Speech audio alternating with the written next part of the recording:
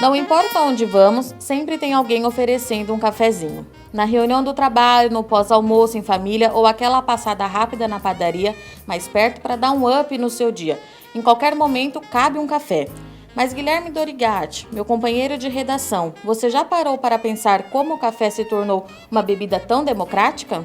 Pois é, Virgínia. Primeiramente, eu quero agradecer pelo convite, pela oportunidade de participar dessa edição. E realmente, hoje o café faz parte da vida de muita gente e acaba sendo um elo comum entre pessoas tão diferentes, mesmo que a gente não pare para pensar em todo o processo que foi preciso para chegar a esse ponto. É isso que a gente vai descobrir aqui hoje. Hoje no Café em Prosa, conversando com os historiadores do Museu do Café, o Bruno Bortolotto e o Pietro Amorim. Sejam bem-vindos ao Café em Prosa. Muito obrigado. A gente agradece em nome do Museu do Café pelo convite. Tenho certeza que vai ser uma conversa bem agradável. Vamos lá, então. Bruno, para a gente começar, eu gostaria de saber, quando foi que o café se tornou um hábito diário? Como que aconteceu a inclusão do café na cultura? Então, é uma pergunta bem interessante, né? Porque eu vou partir do pressuposto que a gente está falando da cultura brasileira, mas é uma pergunta interessante para a gente pensar até no que a história fala de culturas em plural, né? Culturas, né? Porque o café está presente mundialmente em culturas de diversos tipos, diversas etnias, né? Então é interessante de pensar como que o café chegou no Brasil e quais são as perspectivas de inclusão da cultura do cafezinho mesmo, diário, né? Na cultura brasileira, né? Algumas pessoas não sabem, né, que o café, na verdade, ele é originário, ele cresce naturalmente na Etiópia, né? Ele aonde hoje é a Etiópia, né? E é dos únicos lugares do mundo que o café cresce de forma natural e selvagem, né? E uma das primeiras culturas, uma das primeiras etnias que fez a expansão do café pelo mundo foi a cultura árabe, né? Lá no século XIV, né? Alguns monges de uma veia muito específica do islamismo, um islamismo mais heterodoxo, né? Que eram os monges sufistas. Eles começaram a usar o café como um meio para poder meditar e para poder se manter acordado, né? E esses monges, apesar do nome monges, eles não eram monges enclausurados como a gente conhece os monges do cristianismo e tudo mais, né? Então eles participavam da vida cotidiana ali da Península Arábica, né? Onde hoje provavelmente é o Iêmen, enfim. Então começou ali uma cultura de se tomar café socialmente, né? E ao longo dos anos, isso veio vindo o século XV, foi para onde hoje é o Egito, para onde hoje é a Turquia, né? No século XVI e XVII já se sabia que existia, os europeus já sabiam que existia o café, e é interessante de pensar que assim, a nossa cultura do café é uma cultura europeia, por isso que muitas vezes a gente não pensa nos árabes, na cultura árabe do café, enfim, às vezes para a gente é até estranho a forma como é preparado o café árabe, ou então como se conhece o café turco, né? Então foi quando foi inserido o café árabe, o café na Europa, os primeiros cafés começaram a aparecer na Europa, né? O café Procópio no século XVII, o café Floriano no século XVIII em Veneza, enfim. Esse hábito do café começou a se tornar mais comum e passou de uma bebida que se entendia por exótica, né? A bebida do outro, né? A bebida do árabe, do turco, E passou a se ter um interesse maior por se juntar pessoas para se beber café, né? E até então, o café só chega no Brasil, de fato, enquanto cultivo, enquanto cultura agrícola, né, no século XVIII. Então, até então, você não existe nenhuma interação se bebia aqui o mate, se bebia, enfim, outras bebidas, mas o café não existia.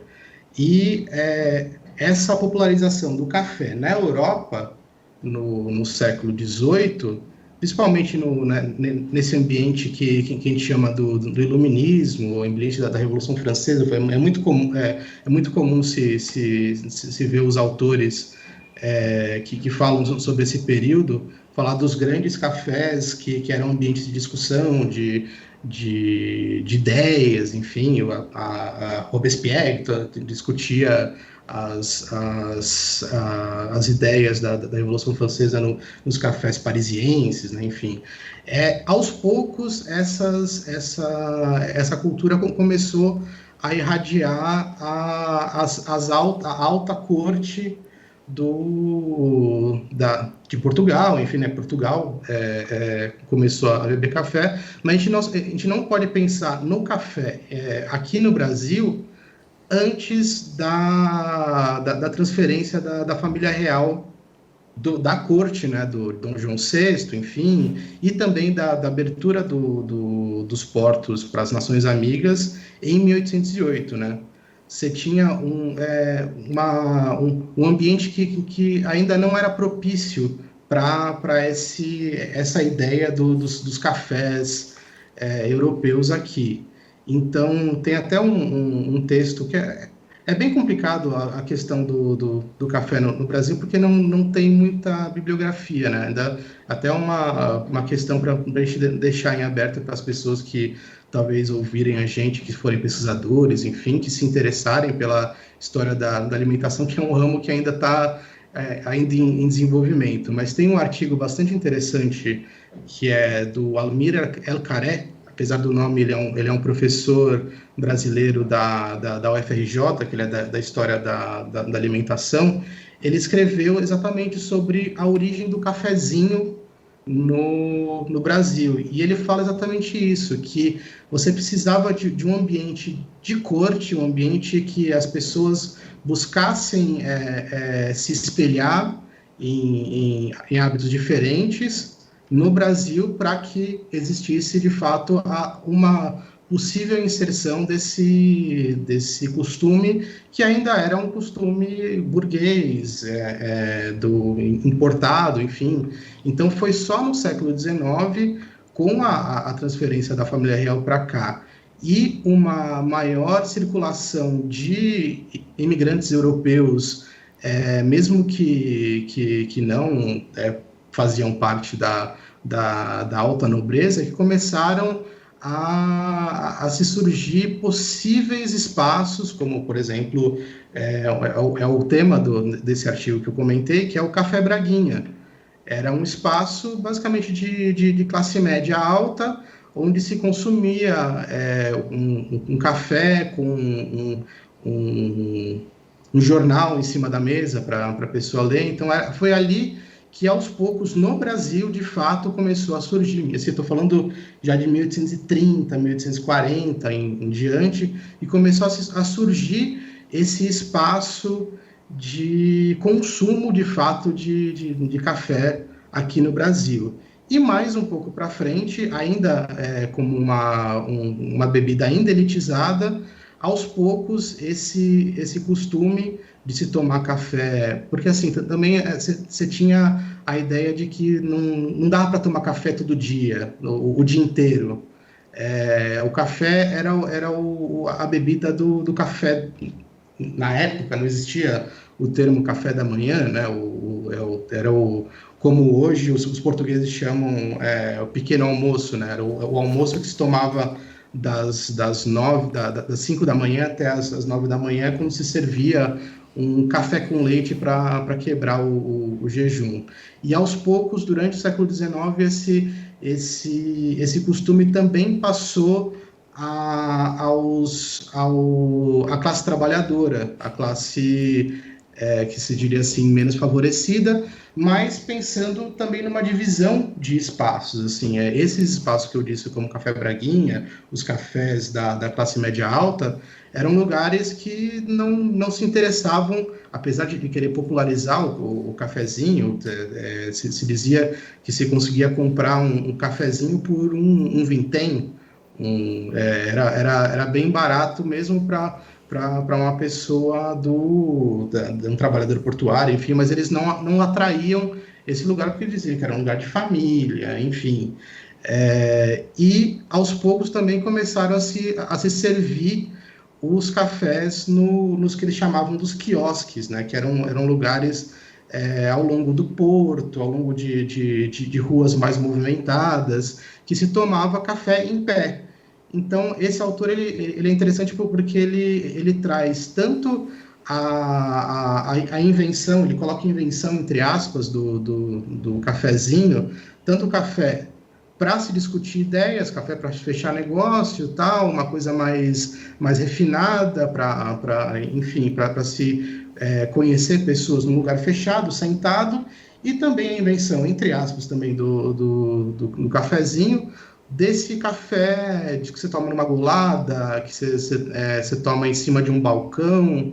Então, esse costume não teve por aí o tempo todo, né? Ele foi aos poucos surgindo ao longo do século XIX, até no final do século XIX, quando o Brasil já estava consolidado como o principal exportador de café, o consumo a clientela do cafezinho já estava mais consolidada. Aí você já via uma vulgarização do cafezinho, não só no Rio de Janeiro. O Rio de Janeiro foi o grande polo de difusão desse costume, mas já em outras partes do país. E agora, Pietro, o Bruno explicou para a gente, né, essa disseminação, principalmente aqui no Brasil, a chegada do café com a família real, mas se a gente olhar para o cenário de outros países, o europeu, o resto da América, como é que essa expansão se aconteceu? Olha, como o Bruno ele até mencionou, né, que o café, assim, até o século XVI, mais ou menos, ele era um fenômeno. O monopólio da produção e da comercialização era dos países árabes. Então, ele surge para o europeu como uma planta exótica, uma bebida exótica, perdão, e principalmente como uma bebida, não posso dizer, medicinal, né? Então, ele desperta a atenção do europeu nesse primeiro momento, não por causa do seu sabor, mas sim por causa de suas propriedades estimulantes, e fazia bem para digestão, era bom contra o cansaço, assim que o produto era conhecido ali naquela época. E então isso foi um fator muito importante para essa propagação no momento inicial, né? E então parte como o Bruno acabou já dando conta dessa parte, mas surge então os cafés, né? No século XVII começa a surgir em vários países da Europa. Só que a bebida vai se tornar um fenômeno, digamos, global, principalmente a partir do século XVIII, quando se quebra o monopólio árabe da comercialização e da produção, e os países europeus começam a produzir em suas colônias. Então, começam a produzir nas colônias que ficavam na Ásia, né, Ceilão, ali, Java, Sumatra, ali na região da Indonésia, e depois também nas Américas, América Central e posteriormente no Brasil. Então, com isso, você se criou uma produção suficiente para que você tornasse ali, permitisse um aumento, um crescimento no consumo, de uma forma de volume maior, né? Um consumo maior na Europa, né, principalmente. Porque tem também uma questão que ele é um consumo, né, nesse primeiro momento, tinha uma delimitação muito clara do consumo dos países importadores e dos países exportadores, né?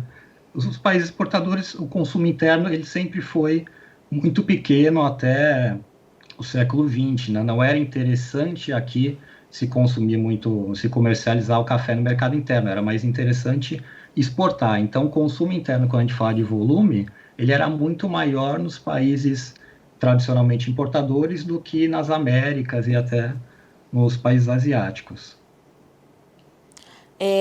Bruno, avançando um pouquinho a história, a gente sabe que o Brasil ele ultrapassou a Colômbia na produção, mas a gente ainda fica atrás dos Estados Unidos no consumo. Isso é uma questão, ela é cultural? Como que a gente pode explicar isso? Nós somos o país que mais produz, o que mais exporta, a gente consome muito café, mas a gente ainda fica atrás dos Estados Unidos. Dentro da história, como é que isso se explica? É uma questão bastante complexa, porque eu imagino que para responder ela, a gente tenha que passar também pela forma como é preparado o café, por um lado, que no caso, como ele é naturalmente consumido, e por outro também, e eu acho que isso também o Pietro pode complementar um pouco mais para frente, depois que eu falar sobre essa questão, sobre essas ideias de promoção do consumo, de propaganda de consumo, que me parece que nos Estados Unidos isso sempre foi muito forte, a propaganda, muitas vezes até não só por parte dos torradores, por parte das empresas que sempre foram as empresas estadunidenses do século XX em diante, elas se tornaram grandes empresas que estavam presentes não só no país, né, de venda do café, no país importador, mas também nos países exportadores, né, fazendo parte dessas grandes cadeias de distribuição do café. Mas talvez essa parte do consumo também passe pela forma como é consumido, né? Os Estados Unidos consome muito mais o café mais diluído, né? Um café mais com muito mais água do que o café propriamente dito, né? E isso também às vezes se passa um pouco pelo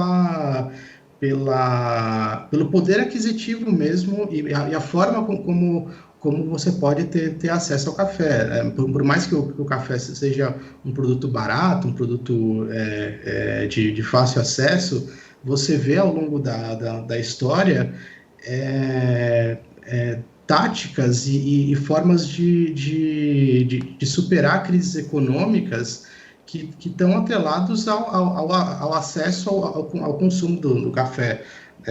Quando a gente recebeu essa semana uma pesquisa, uma pergunta, na verdade, sobre por que o café carioca se chama café carioca e desde quando existe essa forma de se tomar um café. O café carioca, para quem não sabe, eu imagino que seja difícil, quem não sabe, mas o café com um pouco mais de água quente adicionada, né?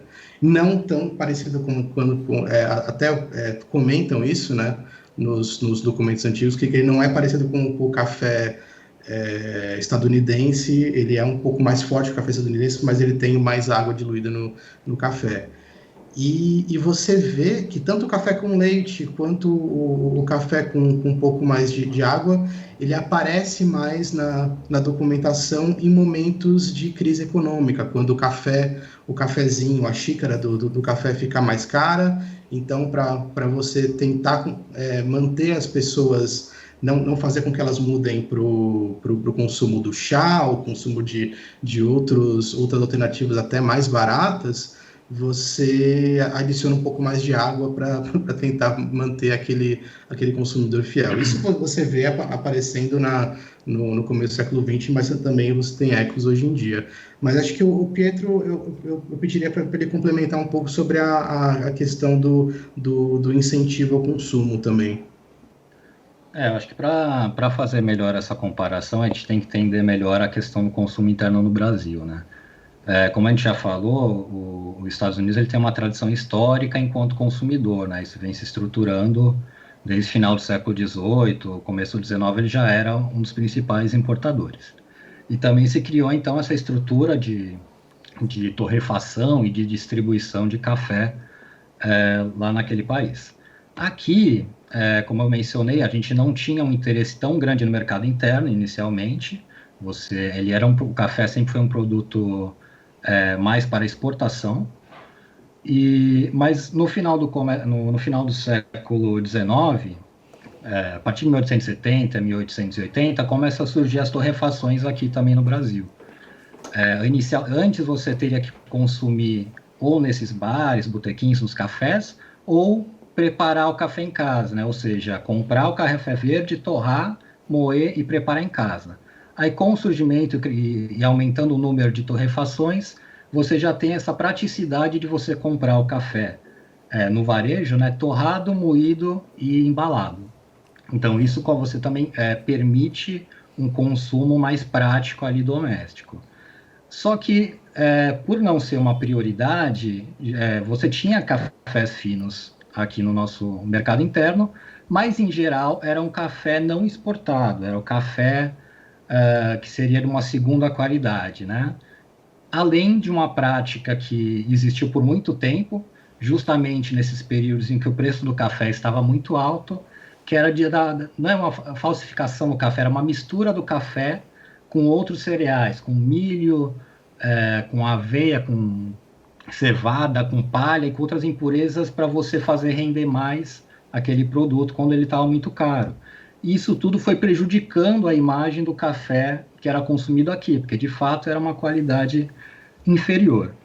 Aí, a partir da década de 30, a partir da década de 40, começa a ter uma atenção maior voltada para o nosso mercado interno, começa a ter uma fiscalização maior, surge o Departamento Nacional do Café, depois o IBC também, que vai suceder ele, começa a ter uma fiscalização melhor das torrefações e do café que era disponibilizado aqui internamente. E também foi se vendo que, economicamente, o mercado interno poderia ser uma solução, porque o desequilíbrio da oferta e demanda é uma característica do café desde o final do século XIX, começo do XX, né? Você tinha épocas de superproduções e que você tinha muito mais café no mercado do que a demanda, e isso jogava os preços lá embaixo. Então foi se vendo, né, não só no Brasil, aqui também internacionalmente, que deveria se incentivar o consumo nos países exportadores também, como uma forma de você absorver esse excesso de café ofertado, né? Então você começa a ter tanto de uma forma de publicidade maior para você valorizar aqui o consumo interno, como o café subsidiado. Então, a partir de 1958, durou de 58 a 71, você tem um subsídio, o IBC ele comprava o café e revendia para as torrefações em um preço muito inferior. Então, suponhando que tivesse ano que ele comprasse uma saca a 20 cruzeiros, ele vendia para a torrefação a 1 ou 2 cruzeiros. Então, isso permitiu que se expandisse o número de torrefações e ele também tabelou o preço do café ao consumidor. Então, barateou o café que chegava para o cliente final. E nesse período, você vê, de fato, um crescimento muito grande no volume de café que era consumido aqui. Tanto o volume de sacas quanto per capita, né? Foi o primeiro momento, assim, eu acho que se caracterizou o começo da caracterização do Brasil como um consumidor de café importante. Porém, isso também teve alguns lados negativos, né, que geralmente são apontados, que você estagnou a qualidade do café, porque se o preço era tabelado, não era vantajoso você investir em qualidade de café. Então, eles foram padronizados em um café que não era aquele café misturado com outras coisas, mas não era um café de tão boa qualidade. Geralmente era o tipo 6, tipo 7, né, quando a gente diz da classificação quantidade de defeitos, e sabor rio e riado, que é um sabor inferior, né? Geralmente o mole, estritamente mole, são um sabor superior, e o rio e riado já é uma coisa mais barata, né? Então também teve esse lado negativo de você não melhorar muito a imagem que se tinha do café aqui. aumentou o volume, sim, mas teve alguns lados negativos. E também isso se tornou insustentável economicamente, porque no final, na década de 70, o preço do café já tinha disparado e não tinha mais como o IBC manter esse subsídio. Aí, quando ele retira esse subsídio, isso desestrutura toda ali a indústria de torrefação, os preços voltam, depois quando cai também o tabelamento, os preços disparam, e aí você tem uma queda brusca ali do volume de saques. O volume até que ficou estagnado, mas o consumo per capita caiu bastante, né? Você tem, então, uma redução e uma estagnação. E volta também aquela prática de você misturar o café com outras impurezas para você render mais. E isso foi prejudicando o consumo do café interno até mais ou menos ali final da década de 80, quando você tem, então, um esforço tanto das associações de produtores e da indústria, né, como a BIC, por exemplo, em você colocar um olhar, então, sobre a qualidade e sobre a imagem desse café no consumo interno. Então, nesse contexto, surge o selo de pureza da BIC, que é para você, né, passar essa tranquilidade para o cliente que ele de fato estava tomando só café, não era esse café batizado. E tem também um combate do IBC a essas práticas ilegais, né? E como uma forma...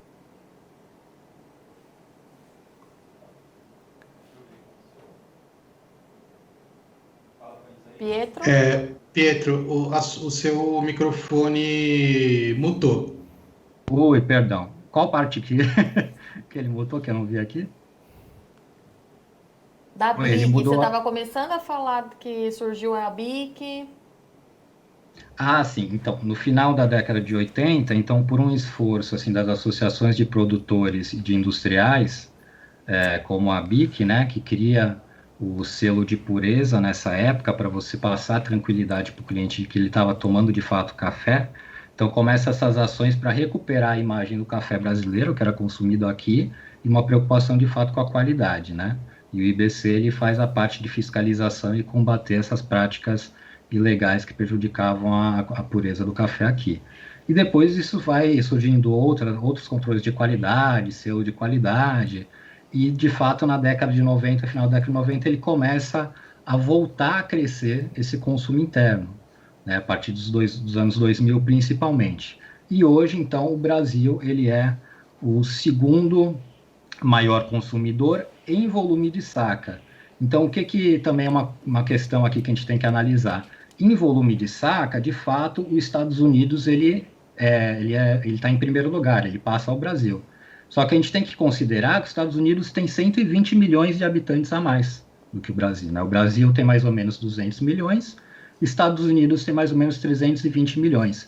Então, naturalmente, no volume de saca consumida, eles acabam passando a gente. Agora, se você for analisar o consumo per capita, do Brasil é superior. O Brasil, se eu não me engano, nas últimas pesquisas, ele estava mais ou menos em 14º, principal consumidor em per capita, e os Estados Unidos estava 20º, ou nem figurava entre os 20 primeiros. Isso é uma coisa interessante também, que o principal consumidor per capita é a Finlândia. Se a gente consome algo em torno de 6 quilos por ano cada habitante, a Finlândia consome 12. Né? E os países nórdicos, de uma forma geral, figuram nesse top 5 aí do consumo. Né? Então, só fazer essa diferenciação também, né, do volume de saca consumida e o per capita. E aí a gente já conversou aqui, né, dessa expansão do café saindo ali da África, do Oriente Médio, se expandindo para a Europa, para a América. A gente falou dessa democratização do café saindo desse consumo mais elitizado, indo para as camadas mais baixas da população também. E agora uma outra questão é a adaptabilidade dessa bebida, né? A gente comentou aqui, né, Bruno, você comentou da questão do café misturado com leite, o café mais aguado, mas também a gente tem diversos tipos de se tomar esse café, até regionalismos, algumas regiões colocando bebidas alcoólicas, café gelado, café coado, café expresso. Como é que se deu essa diversificação do tipo de preparo do café para ser consumido? Bom, vocês estão me ouvindo? Sim. Tá bom. Bom, É interessante de pensar, na verdade, como que a forma de preparo de café se desenvolveu. Porque quando a gente fala do café lá, na, quando ele chegou na Europa, ali século XVII, XVIII, né, quando ele começou a se popularizar lá pelos cafés, como eu falei, o Procópio, Florian, enfim, outros cafés também em Londres famosos, o que se tem notícia e o que a bibliografia internacional nos conta é que não era muito diferente a forma de preparo do café árabe. Era o que a gente fala do café por infusão. Você coloca o pó de café na água fervente e consome ele ou com a borra no fundo de fato, né? A moda árabe, turca, ou enfim, ou então o que se popularizou também na Europa no século XVIII, né, 17 e 18, eram uns jarros com a torneira, alguns chamam de samovar, outros, enfim, eu não me recordo outros nomes, mas era como se fosse um jarro com uma torneira que acabava... urnas, né? Urnas de café, eles falam, né? Urnas de café, coffee urns também, isso. E aí mas não se mudou muito a forma de se preparar, de torrar, de moer o café e de se consumir o café. Foi mais ou menos aí no final do 18, começo do 19, no contexto aí entre a primeira e a segunda Revolução Industrial, quando se tem aquela necessidade por inventos, por inovações, enfim, que se começa a pensar em formas diferentes de se preparar, de fato, o café, né? Então, primeiro, no finzinho do século XIX, de 18 para o 19, você já começa a ter aí o café coado, de fato, como a gente conhece hoje, mas não um café coado num papel, como Melita vai ser só no Melita, não tô fazendo propaganda aqui, viu? Ou no pano, de fato, mas você tinha um material que é uma cafeteira que se chamava Coffee Biggins, né? Que era basicamente uma chaleirinha com uns furinhos em metal, onde você colocava o café e despejava por cima, da mesma forma que a gente faria o café coado hoje em dia, mas era uma cafeteira toda feita em metal. E aí outros métodos um pouco mais inusitados, o que a gente hoje em dia diria de inusitado, como por exemplo o método de café por vácuo, por exemplo, que é o que a gente conhece pela cafeteira, mais popularmente a Globinho, mas enfim, seria o café feito a vácuo, mas também o café feito a prensa francesa, né, que a gente conhece também. Enfim, todos esses métodos, praticamente todos eles, tirando o café expresso, todos eles foram criados no século XIX, ao longo do século XIX. Você vai, se você procurar no Google mesmo, patentes de máquinas de café, você vai encontrar milhares de formas diferentes,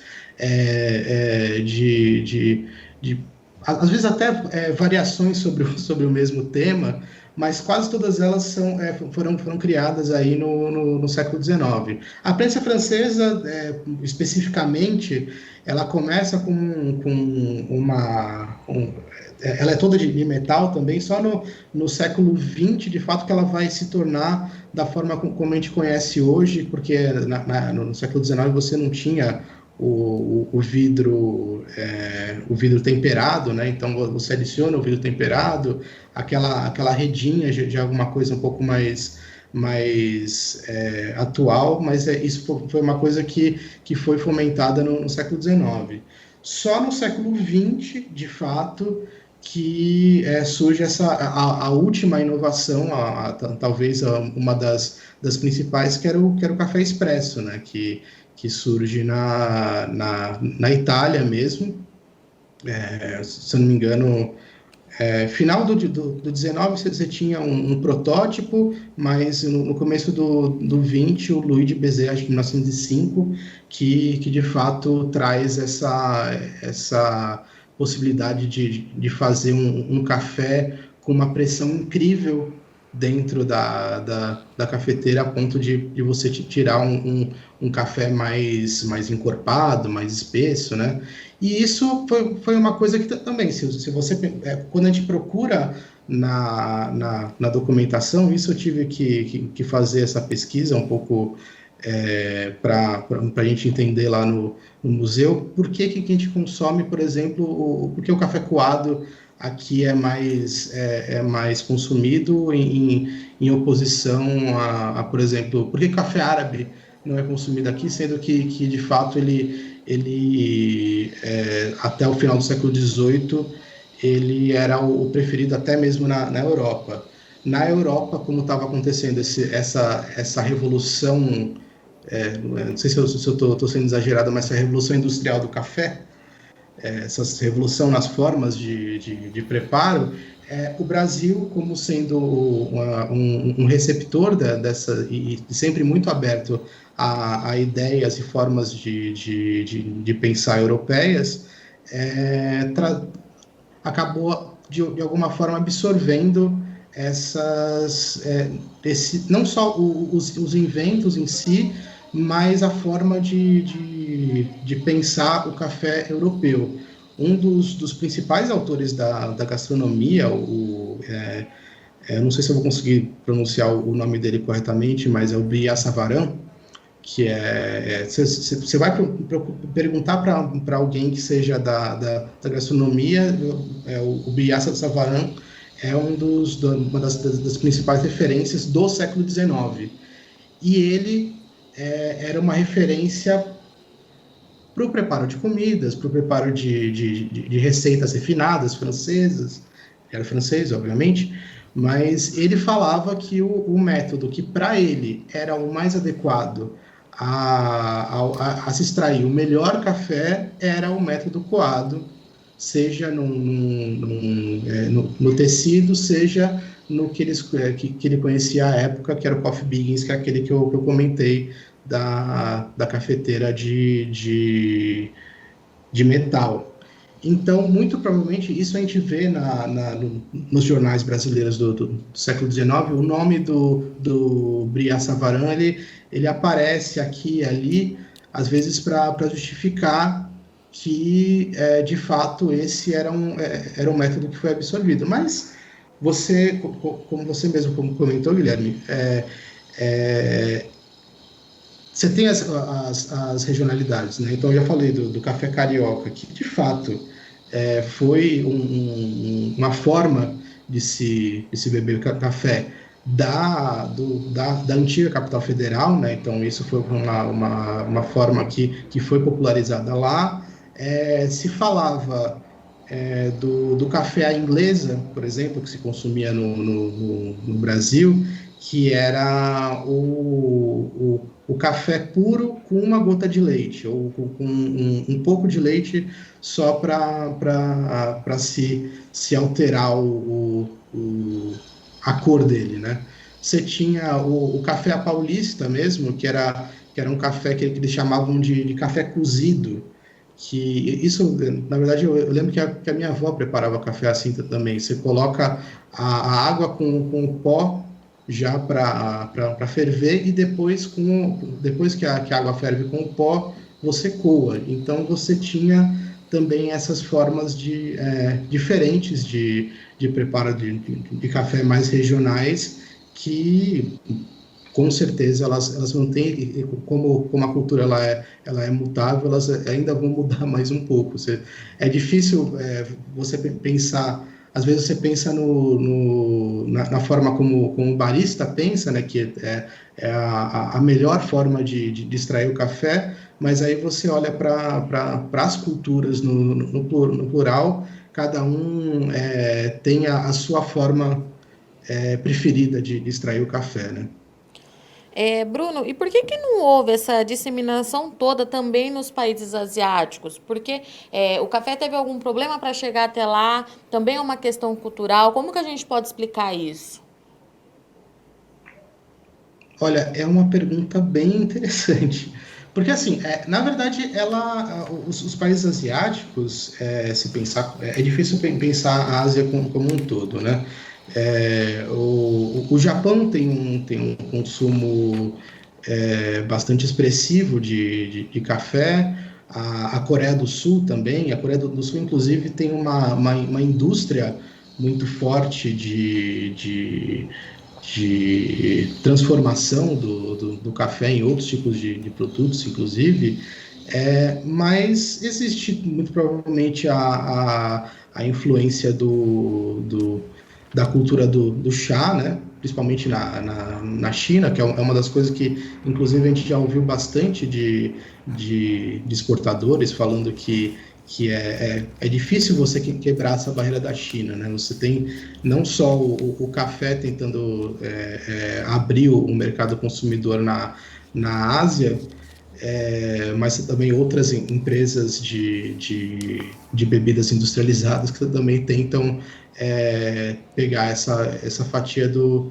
mercado. Mas você também tem os países asiáticos que seriam assim, o extremo do que a gente chamaria do Oriente Próximo, né? Do países como, enfim, a Rússia, mesmo o Oriente Médio, né? Países como o Iraque,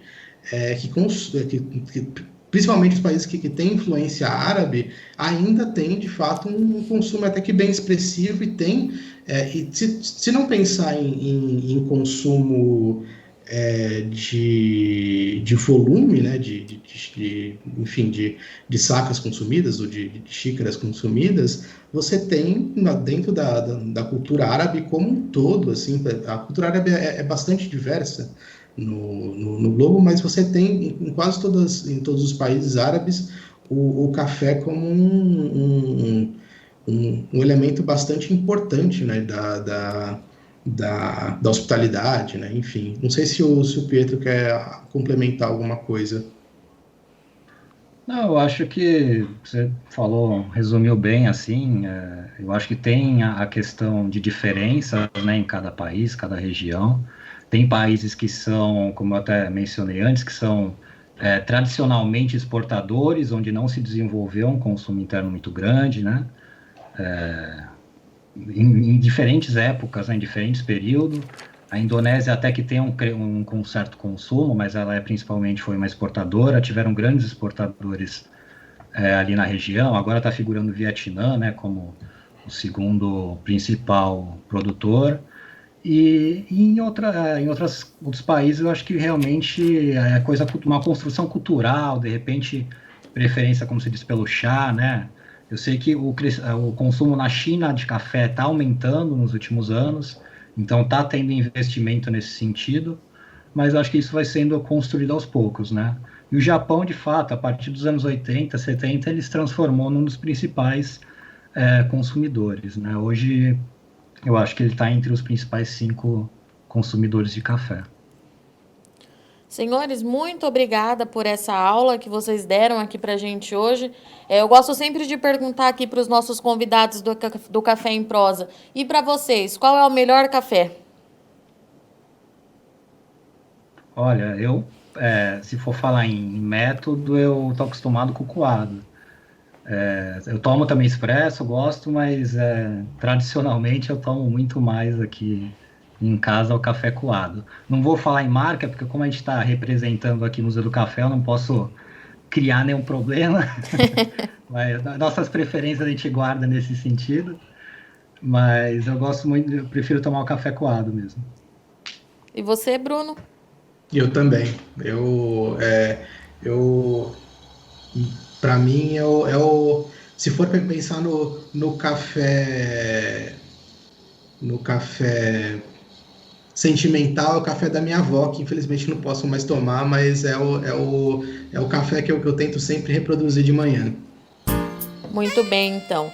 Gente, muito obrigada. Obrigada, Guilherme Dorigatti, pela sua participação aqui no Café em Prosa. Deixo o convite aberto para você participar mais vezes. Obrigado, Virgínia, pelo convite. Obrigado, o Bruno e o Pietro, pela participação. E para você que também ficou acompanhando a gente até esse momento.